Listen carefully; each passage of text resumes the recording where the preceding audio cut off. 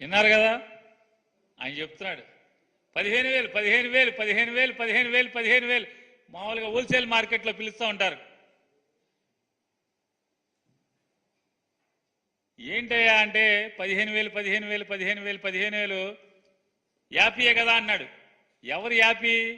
అన్నాయన యాపీ. ముందు ఒక ఎస్కార్టు, వెనక ఒక పైలట్, గన్మెన్లు, పెద్ద కారు, నెత్తి మీద లైటు, సెక్రటరియట్ల ఆఫీసు. ఎవరు యాపీ? ఆ సైకిల్ మీద కనపడ్డాయన ఆపి మళ్ళీ సైకిల్ ఎక్కట్లా, ఈ కారే, ఇక మళ్ళీ సైకిల్ అవసరం లేదు, ఆయన ఒక్కడే యాపీ. ఆ పిల్లల యాపీ కాదు, తల్లి యాపీ కాదు. ఆయన చెప్పాడు తల్లికి వందనం, ఈ పిల్లకి ఆ పిల్లకి, ఈ పిల్లడికి ఆడికి, ఈ చిట్టికి తమ్ముడికి ఆడికి ఇడికి బుజ్జిగాడికి ఆడికి ఇడికి అని చెప్తున్నాడు యాపీ.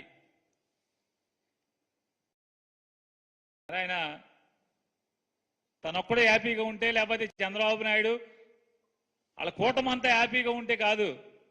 ఎవరికైతే చెవులు కింపుగా మీరు వాగ్దానాలు చేశారో ప్రజలందరికీ, ఆ ప్రజలు కూడా హ్యాపీగా ఉండాలి. వాళ్ళు మాత్రం అన్హ్యాపీ, మీరు మాత్రం హ్యాపీ, బాగా ఫుల్ హ్యాపీగా ఉన్నారు మీరు. ఆ ఫుల్ హ్యాపీగా ఉన్న వాళ్ళని నేను ఏంటో ఎందుకు అడుగుతున్నానంటే, జీవో ఎంఎస్ నెంబర్ 29, తల్లికి 15,000, తల్లికి వందనం. వాస్తవంగా ఈ పథకం ఎక్కడది? జగన్మోహన్ రెడ్డి గారి పథకం, అమ్మఒడి పథకం. అమ్మఒడి పథకాన్ని పేరు మార్చి కాపీ కొట్టి తల్లికి వందనం. జగన్మోహన్ రెడ్డి గారు ఒకరికే ఇచ్చాడు. మేము ఇంట్లో ఎంతమంది ఉంటే అంతమందికి, ఒకళ్ళైతే 15,000, ఇద్దరైతే 30,000, ముగ్గురైతే 40,000, నలుగురైతే 60,000. నిజమే, ఈ కూటమి ప్రభుత్వం చంద్రబాబు నాయుడు గారి ప్రభుత్వంలో తల్లికి వందనమే, తల్లికి మాత్రమే వందనం, పిల్లలందరికీ పంగనామాలు. ఈ కూటమి చంద్రబాబు నాయుడు గారు, పవన్ కళ్యాణ్ గారు, భారతీయ జనతా పార్టీ ప్రెసిడెంట్ నడ్డా గారు, పురంధేశ్వరి గారు, వీళ్ళందరూ కలిసి ఏం చేశారంటే తల్లికి వందనం, పిల్లలకు పంగనామాలు.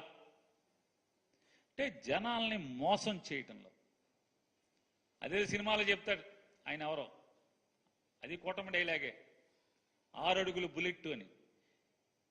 6 అడుగుల అబద్ధం ఎవరంటే చంద్రబాబు నాయుడు. 6 అడుగుల అబద్ధం నడిచి వస్తే ఎట్టా ఉంటుందో చంద్రబాబు గారు నడిచి వస్తే అంతే సేమ్ మనకు కనపడుతుంది కదా. 2014 మేనిఫెస్టో, 2024 మేనిఫెస్టో, ఏ మేనిఫెస్టో చూసుకుని ఏముంది? అంతా మోసం, దగ. అట్లాగే ఇసుక గురించి కూడా ఆయన మాట్లాడతారు చంద్రబాబు నాయుడు గారు. ఆయన చెప్తా, ఉచిత ఇసుక